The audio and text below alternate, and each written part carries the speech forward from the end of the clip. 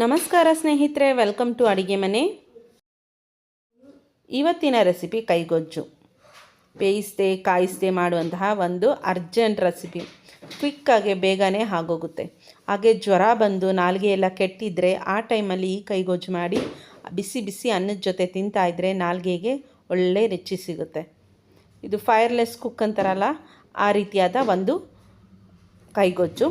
So ಇದನ್ನು ಮಾಡೋದಕ್ಕೆ ಏನೇನು ಬೇಕು ಅಂತ ನೋಡೋಣ.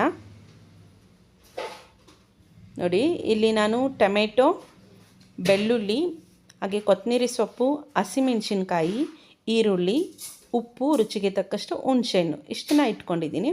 ಅದರಲ್ಲಿ ಟೊಮೆಟೊನ ಸುಟ್ಕೊಳ್ಬೇಕು.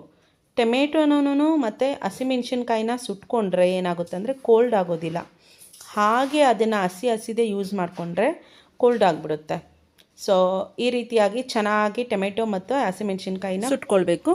ಈರುಳ್ಳಿನ ಕಟ್ ಮಾಡಿ ಹಾಕ್ಕೊಂಡಿದ್ದೀನಿ, ಬೆಳ್ಳುಳ್ಳಿನ ಚಚ್ಚಿ ಹಾಕ್ಕೊಂಡಿದ್ದೀನಿ, ಹಾಗೆ ಹುಣಸೆಹಣ್ಣು ಹುಳಿಗೆ ಸ್ವಲ್ಪ ಹುಣಸೆಹಣ್ಣು ಹಾಕ್ಕೊಳ್ತಾ ಇದ್ದೀನಿ. ಯಾಕಂದರೆ ಟೊಮೆಟೊನ ಹಾಕಿದ್ದೀವಲ್ಲ, ಸೊ ಹಾಗಾಗಿ ಸ್ವಲ್ಪ ಹುಣಸೆಹಣ್ಣು ಹಾಕ್ಕೊಂಡು ಕೊತ್ತಂಬರಿ ಸೊಪ್ಪು ಹಾಕ್ಕೊಳ್ತಾ ಇದ್ವಿ. ಕೊತ್ತಂಬರಿ ಸೊಪ್ಪು ಹಾಕಿದ್ರೇ ಒಂದು ಒಳ್ಳೆ ರುಚಿ. ನೋಡಿ, ಸುಟ್ಕೊಂಡಿದ್ರಲ್ಲ ಆ ಟೊಮೆಟೊನ ಈಗ ಹಾಕ್ಕೊಳ್ತಾ ಇದ್ದೀನಿ. ಸೊ ಇಷ್ಟನ್ನೆಲ್ಲ ಹಾಕ್ಕೊಂಡು ಅನಂತರ ಉಪ್ಪನ್ನ ಹಾಕ್ಕೊಳ್ಬೇಕು. ಆದಷ್ಟು ಕಲ್ಲುಪ್ಪನ್ನ ಬಳಸ್ಕೊಂಡ್ರೆ ಚೆನ್ನಾಗಿರುತ್ತೆ ರುಚಿ. ಹಾಗೆ ಈ ರೀತಿಯಾಗಿ ಚೆನ್ನಾಗಿ ಕಿವುಚಬೇಕಾಗುತ್ತೆ. ಚೆನ್ನಾಗಿ ಈ ರೀತಿ ಕಿವುಚಿದ್ರೆ ಟೇಸ್ಟು ಚೆನ್ನಾಗಿರುತ್ತೆ. ಸೊ ನೋಡಿ, ಇಲ್ಲಿ ಕೈಗೊಜ್ಜು ಕ್ವಿಕ್ಕಾಗಿ ರೆಡಿ ಆಯಿತು. ಈಗ ಇದನ್ನು ಮುದ್ದೆ ಜೊತೆಲೂ ಸಹ ನಿಮಗೆ ತೋರಿಸ್ತಾ ಇದ್ದೀನಿ. ಬಿಸಿ ಬಿಸಿ ಮುದ್ದೆ ಜೊತೆ ಈ ಹಸಿಮೆಣ್ಸಿನ್ಕಾಯಿ ಎಲ್ಲ ಹಾಕಿರುವಂತಹ ಗೊಜ್ಜನ್ನ ತಿಂತಾ ಇದ್ದರೆ ನಾಲಿಗೆಗೆ ರುಚಿಯೋ ರುಚಿ. ಅದರಲ್ಲೂ ಜ್ವರ ಬಂದು ಹೋಗಿರುತ್ತಲ್ಲ, ಆ ರೀತಿ ಆಗಿದ್ದರೆ ತಿಂದಾಗ ಸಕ್ಕತ್ತಾಗಿರುತ್ತೆ ಟೇಸ್ಟು.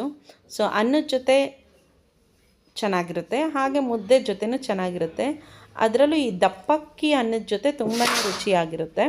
ಸೊ ಬಿಸಿ ಬಿಸಿ ಅನ್ನದ ಜೊತೆ ಇದನ್ನು ಸರ್ವ್ ಮಾಡ್ತಾಯಿದ್ದೀನಿ. ಸೂಪರಾಗಿದೆ ಟೇಸ್ಟು. ನೀವು ಸಹ ಟ್ರೈ ಮಾಡಿ ಹೇಗಿತ್ತು ಅಂತ ಕಮೆಂಟಲ್ಲಿ ತಿಳಿಸಿ. Like, share and subscribe my channel. ಧನ್ಯವಾದಗಳು.